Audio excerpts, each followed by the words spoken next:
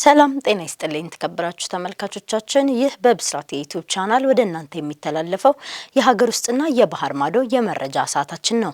መረጃዎቹን ወደ እናንተ ያደረስኩ ሰምሃር አለባቸው ከመላው የስቱዲዮ ባለሙያዎች ጋር አብሬያችሁ ቆይታ የማደርግ ይሆናል። በቅድሚያም ወደ ሀገር ውስጥ መረጃዎች እንለፍ።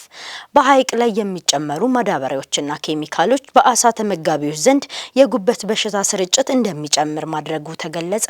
በሐራ ደንበል ሐይቅ ዙሪያ ከሚከናወኑ የግብርና መስኖ ስራዎች ጋር በተገናኘ የሚለቀቁ የናይትሬትና ፎስፌት ማዳበሪያዎች እንዲሁም በአካባቢው የአበባ እርሻዎች የሚወጡ ኬሚካሎች ሐይቁን እየበከሉት እንደሚገኙ የባቱ ከተማ ግብርና ጽሕፈት ቤት ኃላፊ ዶክተር ለሚኮርሶ ለብስራት ሬዲዮ ጋር በነበራቸው ቆይታ ተናግረዋል። በእነዚህ ማዳበሪያዎችና ኬሚካሎች መበከል ምክንያት በአካባቢው በሚገኙ የአሳ ተመጋቢዎች ዘንድ የጉበት በሽታ ስርጭት እንዲጨምር ሆኗል። ከኬሚካሎች መበከል ጋር ተያይዞ በቅርቡ በተደረገ ምርመራ ከ4000 ሰዎች መካከል 400 ያህሎቹ ወይም 10% የሚሆኑት በጉበት በሽታ መያዛቸው ተነግሯል። ይህ በጉበት ላይ ትልቅ ችግር የሚያስከትልና ዋነኛ ስጋት እየሆነ መምጣቱን የሚገልጹት የባቱ ከተማ ግብርና ጽሕፈት ቤት ኃላፊ ዶክተር ለሚኮርሶ በሐይቁ ዙሪያ በመስኖ ስራ ላይ የተሰማሩ ግለሰቦች ማዳበሪያዎችን ወደ ሐይቅ ከመልቀቅ እንዲቆጠቡ አሳስበዋል። እንዲሁም በአካባቢው የሚገኙ የአበባ እርሻዎች ኬሚካሎችን ወደ ሐይቁ ከመልቀቅ መቆጠብ ይኖርባቸዋል ተብሏል ስትል መባወርቅ ነዘግባለች። በዳውሮ ዞን ደን የጨፈጨፈው ግለሰብ በእስራትና በገንዘብ ተቀጣ።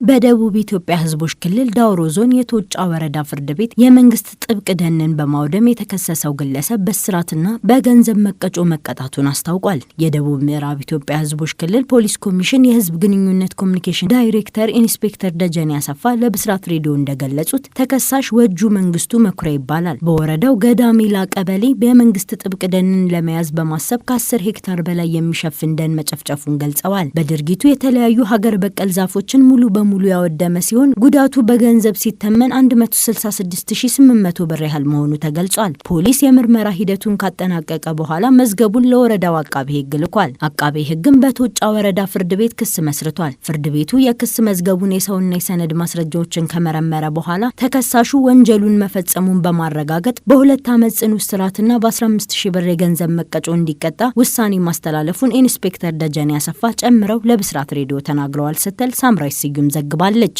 ተመልካቾቻችን እስካሁን ስትከታተሉት የነበረው የሀገር ውስጥ መረጃዎች ይመስላል። አሁን ደግሞ ከውጭ ወዳገኘነው መረጃዎች እንለፍ።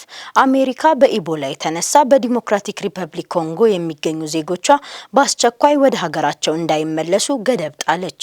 በዲሞክራቲክ ሪፐብሊክ ኦፍ ኮንጎ በተከሰተው የኢቦላ ወረርሽኝ ምክንያት አሜሪካ ባለፉት 3 ሳምንታት በሀገሪቱ ቆይታ ያደረጉ የአሜሪካ ዜጎች በንግድ አየር መንገድ ወደ አሜሪካ እንዳይገቡ ገደብ እየጣለች ነው። በኮንጎ የሚገኘው የአሜሪካ ኤምባሲ ድረገጽ እንዳስታወቀው ወደ አሜሪካ በሚደረጉ በረራዎች ላይ ለመሳፈር ለ21 ቀናት በዲሞክራቲክ ሪፐብሊክ ኦፍ ኮንጎ ቆይታ ያደረጉ ተጓዦች አይፈቀድላቸውም ብሏል። በዲሞክራቲክ ሪፐብሊክ ኦፍ ኮንጎ ቆይታ ያደረጉ ሁሉም የአሜሪካ ዜጎች ወደ አሜሪካ ከመግባታቸው በፊት ለ21 ቀናት ያህል ከኮንጎ ውጪ ለመቆየት ማቀድ አለባቸው። የኢቦላ ወረርሽኝ በኮንጎ የተለያዩ ግዛቶች መስፋፋቱን በመቀጠሉ እነዚህ ገደቦች ተጥለዋል። ድንበር የለሹ የሐኪሞች ቡድን የተሰኘው የሕክምናና የሰብአዊ እርዳታ ድርጅት በኮንጎ ያለው ወረርሽኝ በሽታውን ለመቆጣጠር ከሚደረጉ ጥረቶች በበለጠ በፍጥነት እየተስፋፋ መሆኑን አስጠንቅቋል። ድርጅቱ በበሽታው የተያዙ ሰዎች ቁጥር ከ2000 በላይ መድረሱን በመጥቀስ ተጨማሪ ስርጭት ለመግታት የህዝብ ጤና ጥበቃ ምላሹ በከፍተኛ ሁኔታ እንዲሰፋ ጥሪ አቅርቧል። እንደ ዶክተርስ ዊዛውት ቦርደርስ መረጃ ከሆነ ወረርሽኝ ከተከሰተ ባሉት 2 ወራት ውስጥ ብቻ ቫይረሱ በ41 የጤና አገልግሎት ዞኖች ውስጥ ተሰራጭቷል። ረቡዕ ዕለት የወጣው የጤና ሚኒስቴር መረጃ እንደሚያሳየው ወረርሽኙ በይፋ ከተገለጸበት ግንቦት 15 ቀን ጀምሮ 2011 ሰዎች በበሽታው የተያዙ ሲሆን 754 ሞት ተመዝግቧል። ይህም በቫይረሱ ከሚያዙት የሞት ምጣኔው 37.5 በመቶ ደርሷል።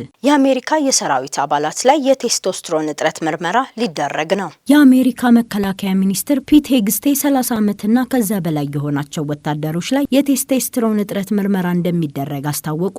ሚኒስትሩ በኤክስ ገጻቸው ላይ ባጋሩት ቪዲዮ ትክክለኛ የቴስቶስትሮን መጠን እንዳለ ለማረጋገጥ በወታደሮች ላይ ለሚደረገው የምርመራ ፕሮግራም ፈቃድ መስጠታቸውን ገልጸዋል። ምርመራው የሰራዊቱ አባላት ዓመታዊ የጤና ምርመራ አካል እንደሚሆን ተናግረዋል። ዝቅተኛ የቴስቶስትሮን መጠን ያላቸው ወታደሮች ፈቃደኛ ከሆኑ ሆርሞናቸው የሚተካ ሕክምና ይሰጣቸዋል። ከ30 ዓመት በታች የሆኑ ወንዶች ምርመራውን እንዲያደርጉ የማይገደዱ ሲሆን በምርጫቸው ግን ምርመራውን ማድረግ ይችላሉ። ሄግስቴን ምርመራው እድሜያቸው ሲጨምር የቴስቶስትሮን መጠናቸው በሚቀንሰው ሴቶች ላይ ይደረግ እንደሆነ አልገለጹም። ለተዋጊዎቻችን በዓለም ላይ በጣም ጥሩ የሆነ ሕክምና እንሰጣለን እናም ይህ ፕሮግራም ይህንን ግዴታ ይወጣል ሲሉም ሄግስቴን ባጋሩት ቪዲዮ ላይ ገልጸዋል። ጤናችሁን በዘላቂነት መጠበቅ ጠንካራ ችግር የሚቋቋምና ብቁ መሆናችሁን ያረጋግጣል። ለቀጣይ ስምሪታችሁ ብቻ ሳይሆን ለቀሪው ህይወታችሁ። ስለዚህ ከውትድርና ከተገለላችሁ በኋላም ብዙ መቆየት ትችላላችሁ ብለዋል። የአሜሪካ ጦር ያለ ሐኪም ትዕዛዝ ጡንቻ ለማፈርጠምና ለሌሎች ህክምና ላልሆኑ አገልግሎቶች ቴስቶስትሮንን መውሰድ ጥብቅ ይከለክላል። ሄግስቴ አዲሱ ፕሮግራም ሰው ሰራሽ የጡንቻ ማፈርጠሚያ እንዳልሆነም በለቀቁት ቪዲዮ አጽንኦት ሰጥተዋል። ተመልካቾቻችን እስካሁን ስትከታተሉት የነበረው የብስራት የዩቲዩብ የመረጃ ሰዓታችን ይህን ይመስላል። መረጃዎችን ወደ እናንተ እያደረስኩ ሰምሃር አለባቸው ከመላው የስቱዲዮ ባለሙያዎች ጋር አብሬያችሁ ቆይታ አድርጌያለሁ። መልካም ቆይታ